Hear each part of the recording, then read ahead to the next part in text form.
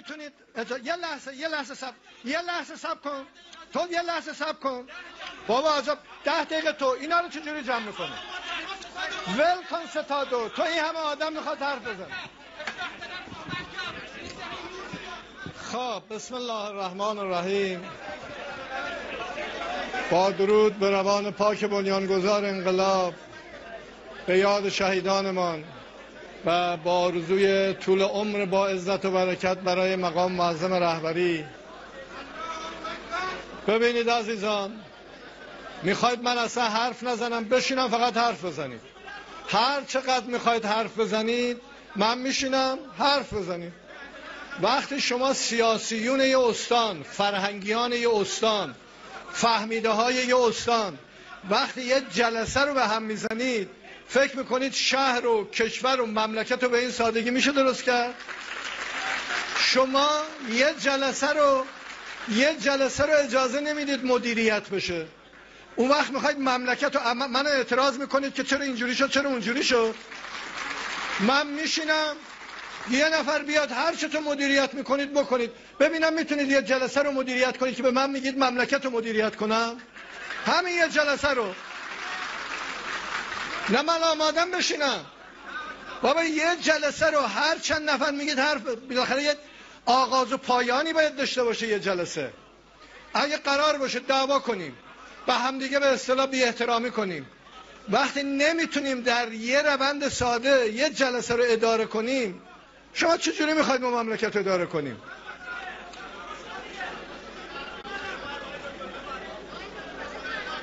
حالا اجازه میدید حرف بزنم یا بشینم؟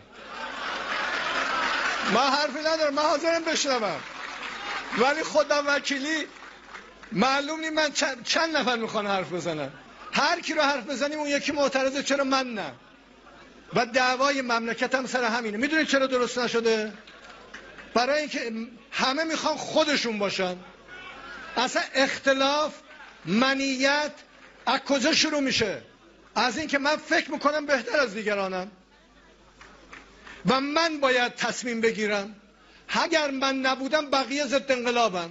تمام دعوای ما تو اون انتخابات، تو این جریانات سر یه حرفه که هیچ کدوم ما اینجوری نیست برتر از دیگرانیم. برتریت با تقواست. حالا یه برادری اومد اینجا گفت که آقا ما میخوایم مثلا دنیا رو اصلاح کنیم. خدا وکیلی بذار اول خودمون اصلاح کنیم بعد دنیا رو اصلاح کنیم.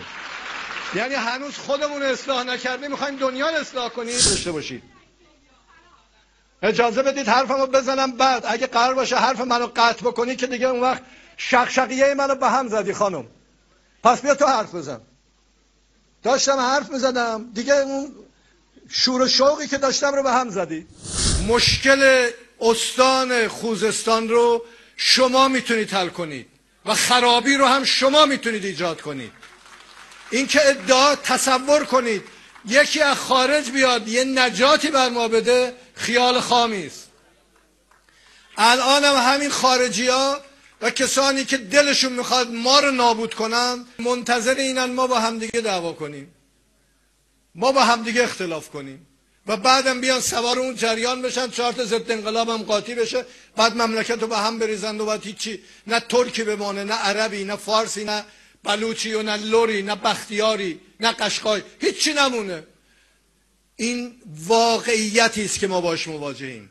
جنگی که داشتیم همه اومدند ایران، یعنی خوزستان، و دفاع کردن از ایران. الان هم جنگ بدتری رو ما در پیش داریم، برای اینکه طمع کردن از اختلافات ما بتونن ماهی بگیرن بر خودشون و این چیزیه که نباید اجازه بدیم اتفاق بیفته. تو ورزش اگه یکی خوب بازی کنه دنبال اینه میره ریش داره یا نداره، جز این گروه یا اون گروه نی. کلی پول میدیم یه خارجی رو میاریم اینجا 4 نفر آدم رو مدیریت کنه که برنده بشیم. خب همه مسائل مملکت همینه. احترام به کارشناسی، احترام به تخصص، احترام به نخبگی. اون نخبه ممکنه منو قبول نداشته باشه، من مجبورم برم خواهش بکنم بیاد و این مشکل منو حل کنه، نه اینکه بگم غلط کرد بذار بره این مملکت. اگه فقط یه دونه 7 تپه است من حل میکنم، ولی مشکل خوزستان 7 تپه نی. مشکل خوزستان خیلی چیزاست.